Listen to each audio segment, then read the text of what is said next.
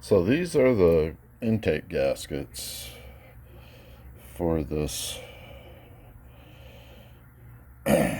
motor here. And you can see they're fairly close to the intake runners on the heads, right? Not, I don't have it set on there perfectly, but you can see they're fairly close. But if you come over and then mate those to the intake runners on the intake side here, you can see, and there is like gonna have to be a lot of material taken off these. And I don't know how much material I can take out of these runners on this intake, so that's something I gotta find out, because it's a lot of material to have to take out to port match that to that. So my first investigative need is to see what I can do to port match these. Thanks.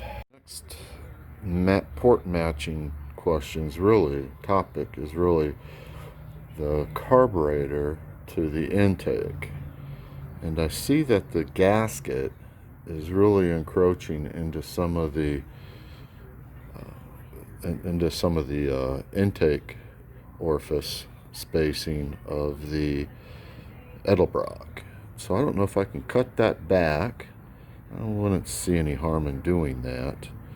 And then taking it over to the Dominator here that this is going on. It really, Matt, obviously it's clean for the butterflies on the carburetor. But I guess the question is, do these wings, if you will, impact any of the airflow coming into the intake? I'm doing this by myself here, so it's a shitty video, but it is what it is. So I'm thinking maybe not, as long as the butterflies and that throughway is clean to down through the intake, there shouldn't be any problem. But I guess I'll see. I'm thinking it might be okay. So looking down through the butterflies on the carburetor, I don't see any obstruction, clear path in there, so I think we're solid. Did notice that even though with the studs seemingly all the way down, there's still a gap, even though these are studs for no spacer. It looks like I'll have to do something with that, but that's kind of minor in the big scheme of things. So this is a Holly, obviously, but it's a 4150 street performance 950 CFM D pump. I'm kind of thinking, for my purposes, 950 should feed this motor well. If it doesn't, I guess I'll find out, or if anybody that may view this video has any other input or recommendations or insights, I'm open to any and all comments. So my next little issue here is the timing chain cover and water pump mount that's mounted on the block at current does not have a corresponding hole for this mounting point right here. This is another timing chain cover that I have around here, and it has that hole. It's threaded for mounting. So now, other than that looking funky and potentially having You know, is that just the issue, or does it also create a issue for, you know, proper torquing and leaking with this thing? Now, to take into consideration, this is a marine block. This was a top to bottom marine application, and so maybe that's why the difference between the timing chain cover that's on there and this timing chain cover that I bought for 460 block. And this, I'm assuming, is a non-marine application.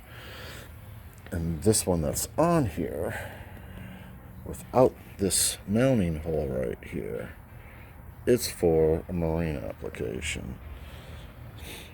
So for right now, I'm just going to leave it be. But I'll probably have to change out the timing chain covers. Wasn't expecting to have to do that, but I guess that's the way it is.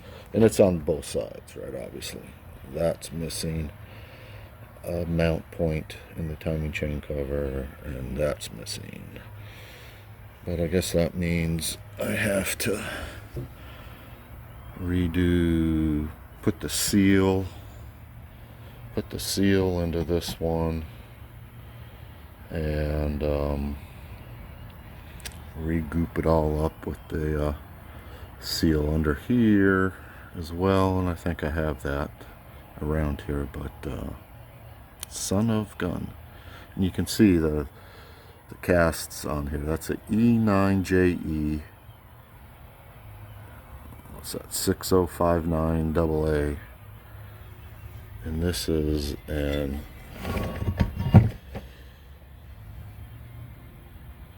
RFF 6TE 6059 GA.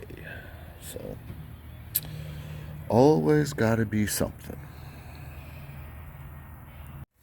So that is the damper that's to go on there, but it's press fit, and I don't want to do that until I address that missing bolt hole by changing out my timing chain cover. So that will have to wait. That's a nice damper. There we go.